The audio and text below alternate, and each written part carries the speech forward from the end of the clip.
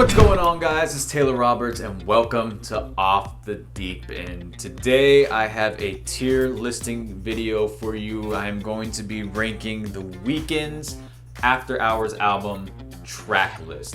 Track by track, what I think about them and where I would place them in a tier listing. I do these tier ranking sessions live on Twitch as an opportunity to be able to hang out with my subscribers, chat with them a little bit about the music and collaborate together on these tier list rankings. So if you'd like to join one of these tier list rankings live, you can follow me on Twitch. Link is down in the description. And make sure you subscribe. Make sure you hit that bell button so you get notifications of when new videos drop on this channel. I drop videos every week. Last but not least, Instagram, Twitter. Hop on over there, give me a follow. I'm gonna follow you back. And guys, enjoy. Still trying to figure out this whole live streaming Twitch thing, so bear with me for a little bit while I figure this out. But let's go ahead and see if I can get this thing to work the way it's gonna work. Bam. Nice. Good. I set that up correctly. All right. So today we're gonna be doing the Weeknd's After Hours. If you don't know me, I'm a huge Weeknd fan. I love the Weeknd. And I've listened to After Hours enough now that I feel like I have a good bearing and you know, good grip on all the songs on the album. So I thought this would be just, you know, a fun first kind of album to do. So if you can see here, there's 5 different tiers. So we got the legendary tier, which is, I mean, that's pretty self-explanatory. It's the song's legendary. We got good songs, or great songs, which are songs that you know you would constantly listen to on repeat. You have all right songs, which are songs that you know you might visit every once in a while on the album, or at least that I would visit every once in a while. Skippable, we got songs that you know, if they come on and you're not in the right mood, or if you know you just don't want to be in that type of vibe, you go ahead and skip it. And then nah. And nah is just the track that you're just like, you don't listen to it at all. You have no interest in listening it to. You're kind of just like, you know, we don't really need to have this on the album. So if I'm doing the deluxe album I'm doing the deluxe version of the album, by the way. So so there's the original track list, and I think there's like 3 bonus tracks that we're gonna do as well. But let's go ahead and let's get started. I'm just gonna go down the track list track by track from beginning to end, and kind of just give my take on it and everything. So first one, we have the track's opening title, Alone Again. It's kind of hard. I want to compare this album's opener to the Professional, or to Professional on the Kissland album intro. They're both very great album intros, but in their own way. You know, I feel like Alone Again, it kind of just sets the tone for the album right off the bat, right on that little intro before we even get his vocals come in. We're just getting, you know, this overall vibe. It's kind of this kind of electronic 80s, but yet kind of paranoia feeling to it. And I think the one thing I love most about the song is that when it transitions from the very beginning into the song into kind of that second half of the intro, where his voice is kind of just riffing over the instrumental, and it feels like everything is building up. When I listened to it for the first time and when I listen to it now, it's almost kind of like I see it like a movie in my head, like it's the opening titles of a movie. Very well produced. I mean, the lyrics are great, as always. There isn't really a time when the Weeknd has terrible lyrics or terrible flow on anything. So Alone Again, I'm gonna put as great. Just because I do feel there are tracks on this album that are better than Alone Again, but there's no way I can listen to this album without listening to Alone Again once. It just, it sets off the overall vibe. Next up, we got Too Late. Too Late was an interesting track for me. The first time I heard it, I didn't really know how I felt about it. It's a completely different sound for sure than what I was used to at the time. And it almost felt this weird kind of, it was like this weird mix between like this trip hop, pop, like Euro house beat. Um, and I just wasn't too keen on it. The first couple listens through, I was like, no, I'm not into this track. But about the fifth or sixth listen, so out of something switched in me, and it just really became one of my favorite songs on the album. And I think it has to do with kind of the outro of the song, when we're kind of just getting just the instrumental itself. There's this kind of horror movie vibe, this horror movie sound that we get at the very end of the song, which it adds to the paranoia feeling of the whole album. It kind of reminds me of like those 80s slasher films, Michael Myers, Freddy, Jason, all those classic slasher monster movie characters. And it just, I don't know. I think that's my favorite part, but really, really, when it gets down to it, the first drop into the song, after listening to it so many times, it just hit me in a different way. Um, and it's now one of the songs that if I want to listen to, uh, just pick one song off the album, is a song that I'm gonna listen to for sure. So I'm gonna put this one in great as well, because I still feel that it's good, but it's not the best. Number three, Hardest to Love.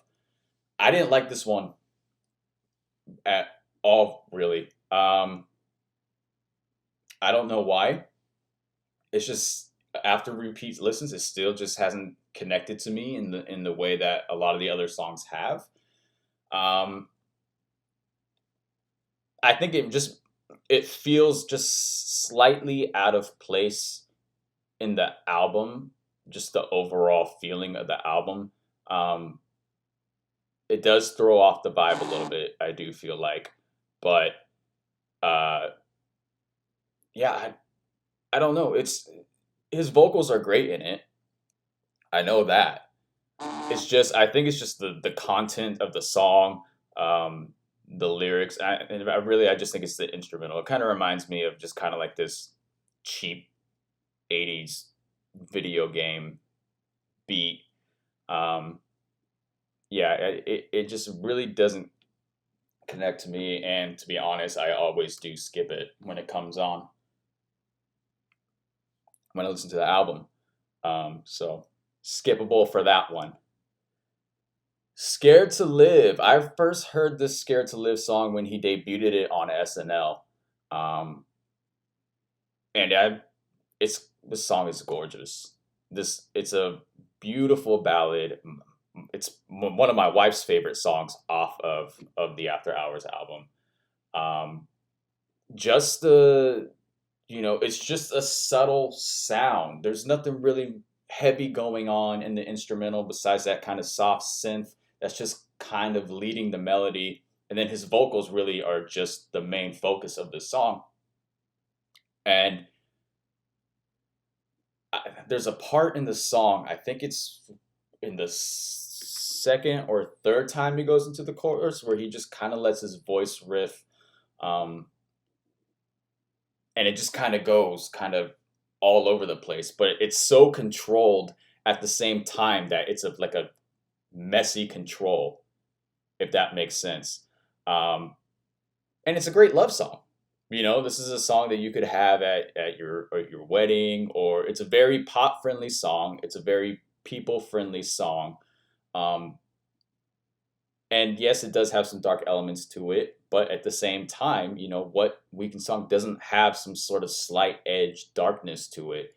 And that's what we all love about The Weeknd is the darkness a little bit. So, Scared to Live, I'm going to put as great.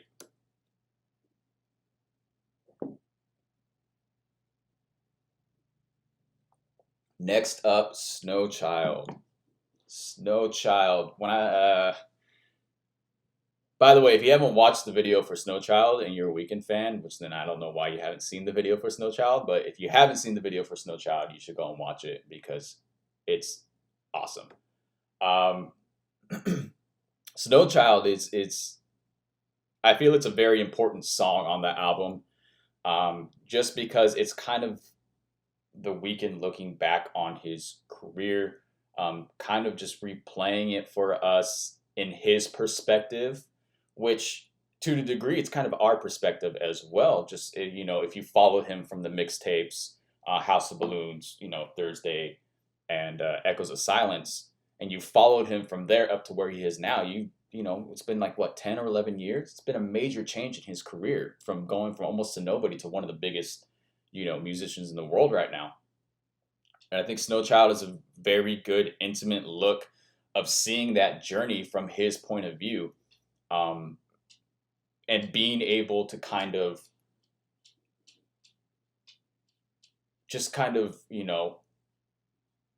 take a look back and relive that journey with him as he's going through it, and not even to mention the fact that it sets up Escape to LA nicely. There's a nice bridge between the two songs there, and the music video, like I said, is just gorgeous. Go and watch the music video if you haven't watched it yet.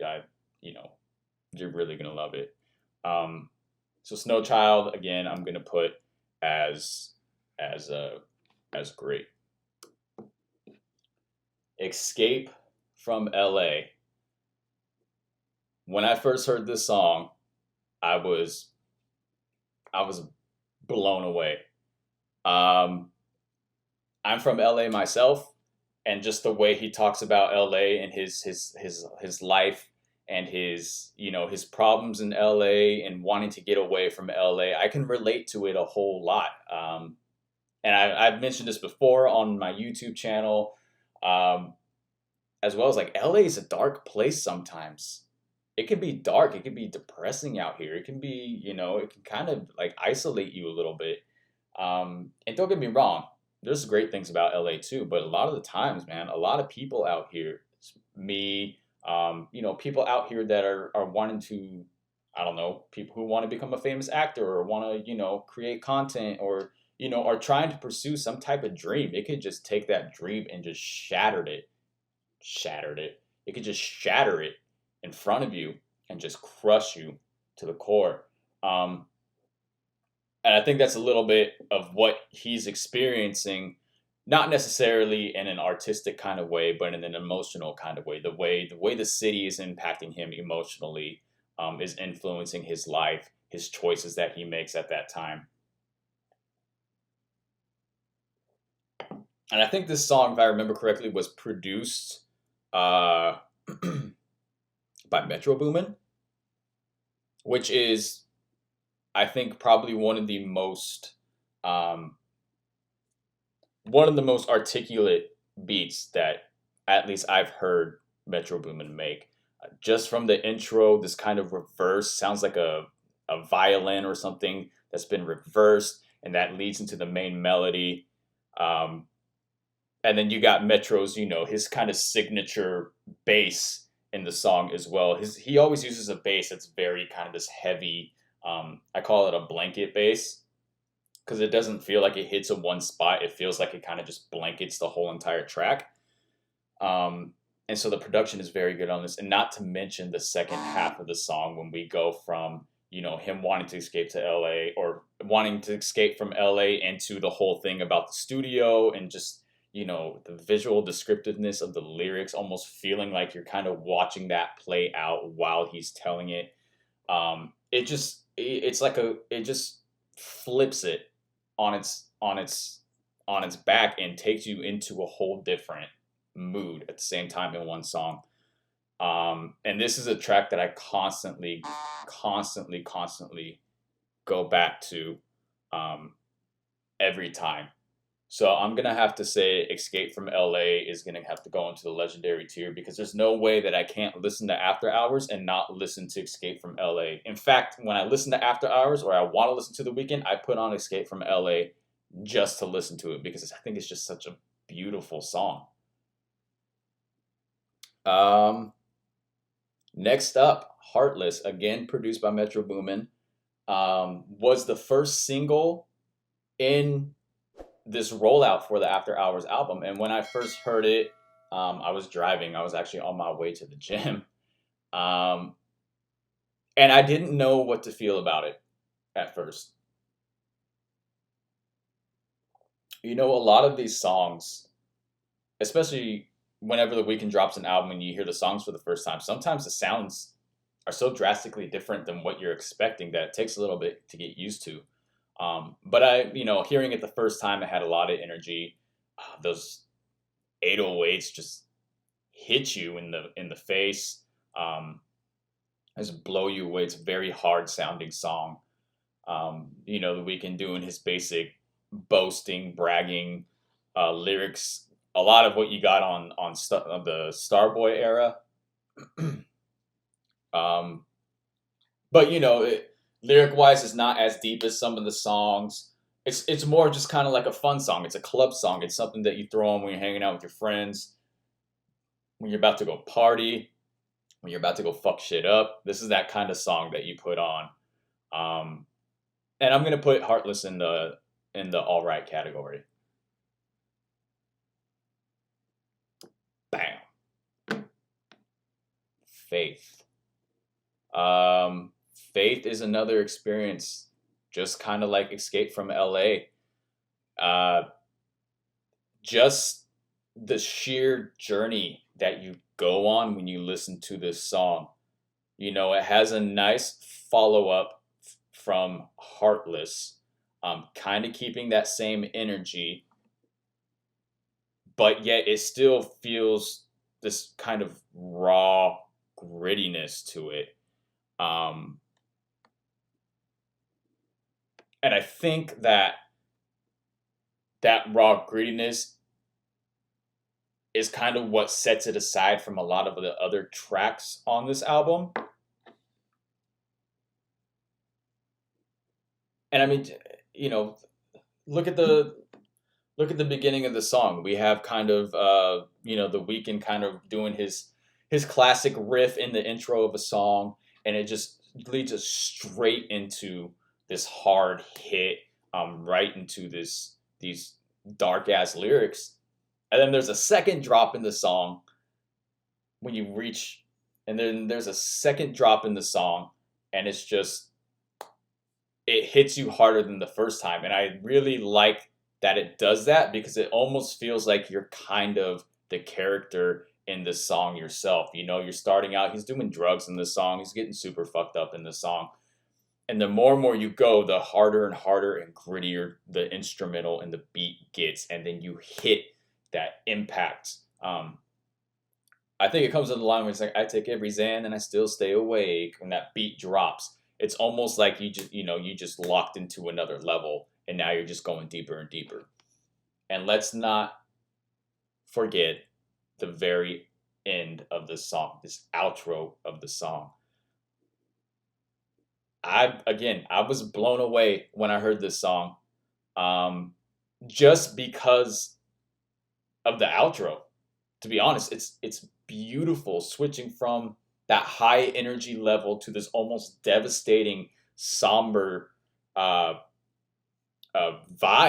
in the same song. It's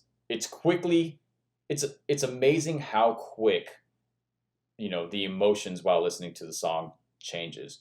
And the harmonies in that outro are beautiful. I know when I listened to it, I was listening to it in headphones. I felt like I was rising up in my seat. By the way, I have the whole After Hours album reaction on my channel. So if you guys want to check that out, you can just go over to my channel. The name is up there at the top, and just look for the After Hours full album reaction. And I react to every track, and it's my first time listening to it. So, but yeah, so anyways, Faith. that is another song that I feel is at top quality level, top production level, top vocal level, just top of the game on this album, which again was produced by Metro Boomin, which is crazy to me. And I'm so happy that Metro Boomin has been able to kind of expand his sound a little bit. So Faith, I'm going to have to put into legendary for sure.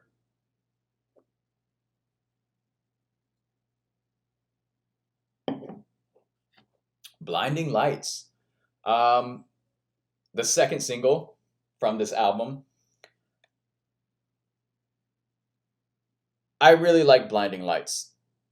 I like it's a simple song. It's a super simple song. Um, but there's the catchiness of it. The hook is so catchy that you can't help but not like this song. You know what I mean?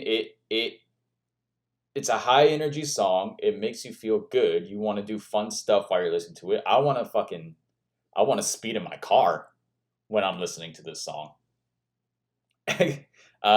Sometimes I do, and I haven't yet to get a ticket. Fingers crossed that doesn't happen. But Blinding Lights, yeah, you super simple lyrics. Your typical pop structure, verse, chorus, second chorus, bridge, third chorus, whatever. But I think the highlight of the song for sure is the hook, and it's also that synth, that bum bum bum bum bum bum bum. That's the other highlight of the song. That's the thing that sticks with you. I'm sure if you just were to play that melody, somebody would know what Blinding Lights is. So Blinding Lights, I'm gonna put in the great category as well. In Your Eyes. Very, again, another very 80s heavily influenced track.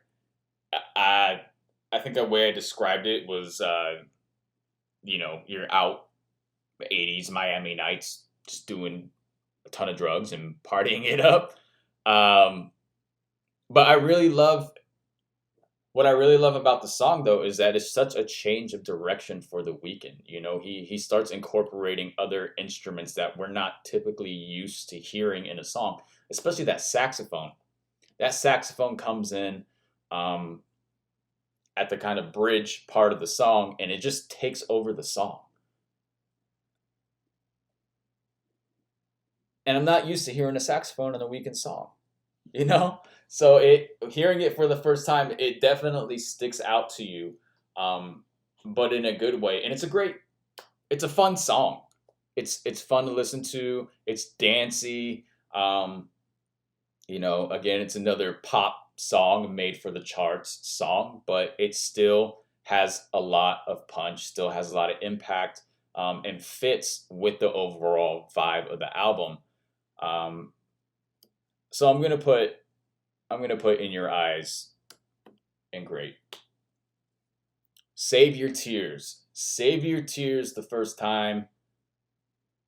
I didn't like it. I didn't like Save Your Tears at all. I felt it was too simple. It felt just it just kind of felt like a lazy song a little bit.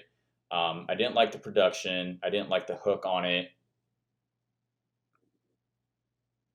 But of course, it grew on me. Listening to it over and over again, it eventually grew on me. I still don't think it's the strongest track on this album.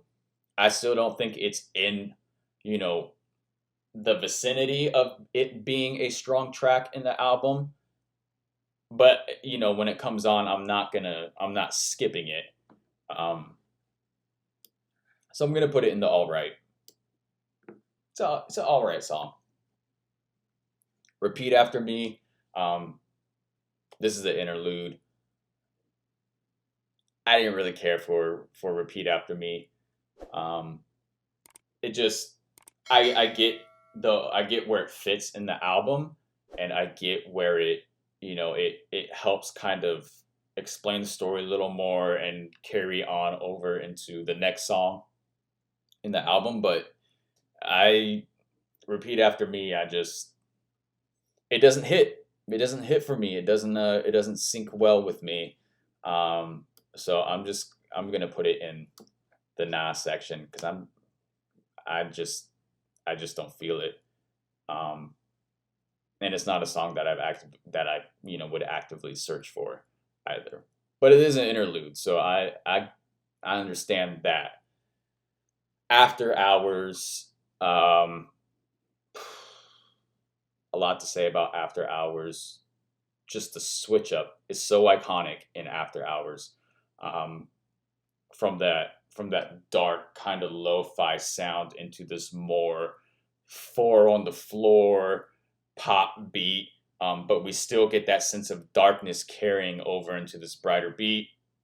And of course, the Weeknd's insecurities, just being drizzled on top of that track really makes the track stand out. The production makes the track stand out for me.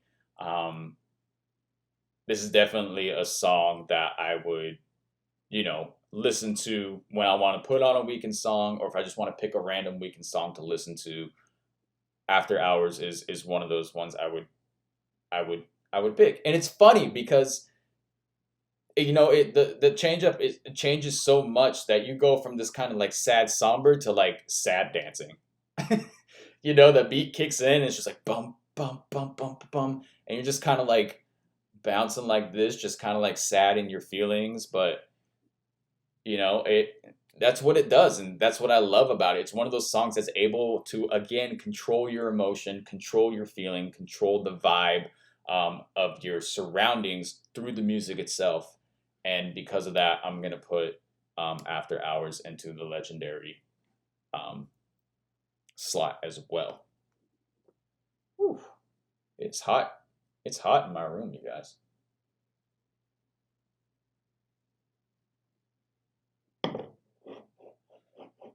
All right. Until I Bleed Out. Until I Bleed Out. What I liked about Until I Bleed Out is that it feels very chaotic. Um, and I think it's supposed to feel that way. I feel like the Weeknd's character is killing himself at the very end of this album, and he's bleeding out. And I feel as we reach the second half of the song and the instruments just kind of start to scatter all over the place, start to clash together and be more chaotic, I feel like that's representing his, um, his mind or his life in general, his life crashing down around him, physically dying in that moment. And that's kind of what it's sounding like. It is a nice little beautiful song though, as dark as it is. I still don't think it's one of the greatest tracks on the album, but I'm gonna put it in the all right section just because it it's still a good song. These last three tracks were bonus tracks. Now I don't know if they were intentionally planning to do a bonus version of the After Hours album. I think they did because they put out those remixes, and I think the remixes didn't go over very well with people or with the EXO fan base in general. So I think they went and they put these songs out just to kind of not only build on the hype of After Hours, but also to help um,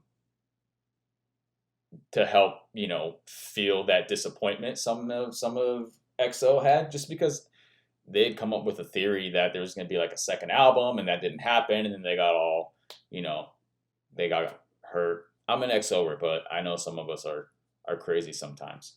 Um, but nothing compares.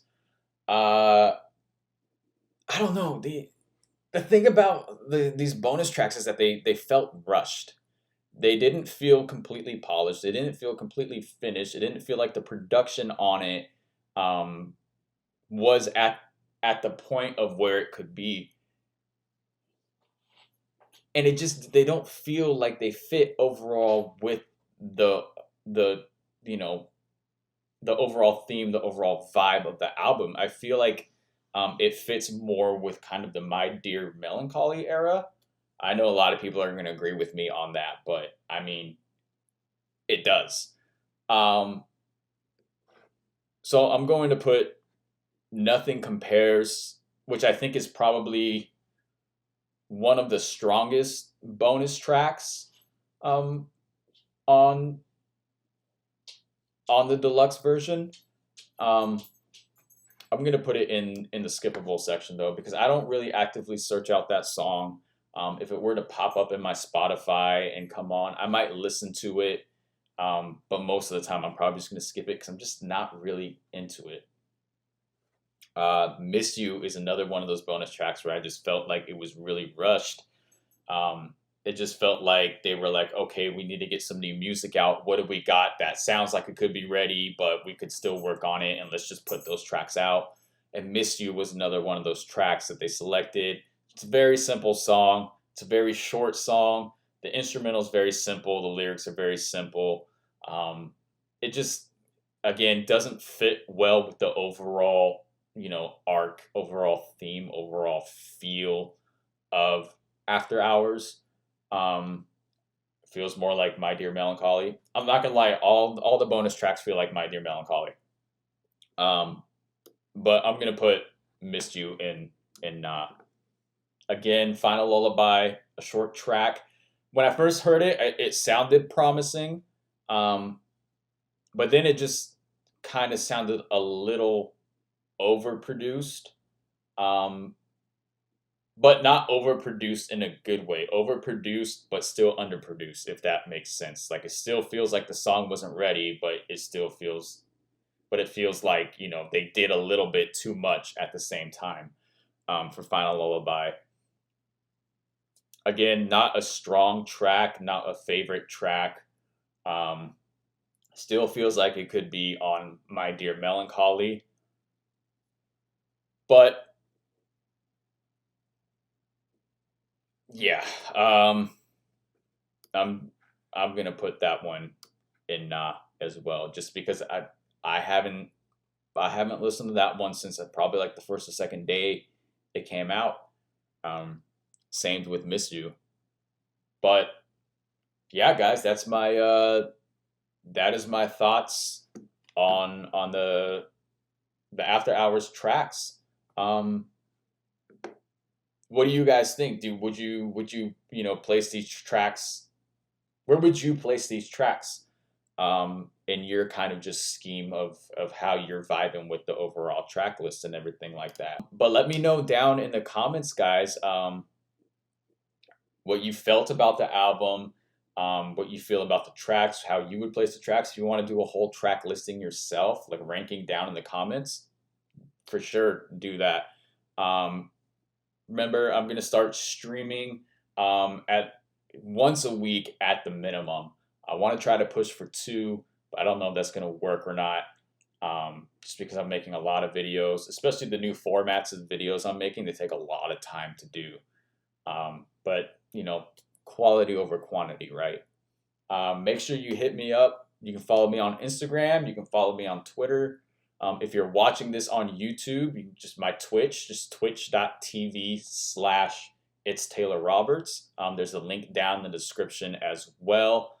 And if you're watching this on Twitch, go check out my YouTube channel. I do music reactions. I specialize in deep dives of artists where I explore their artistry through their music and music videos. It's all first reactions, and I'm going to start doing some commentary videos, as well as more of these album ranking videos as well. So if you guys have any suggestions for albums you would like me to do one of these live streams for, put that down in the comments as well.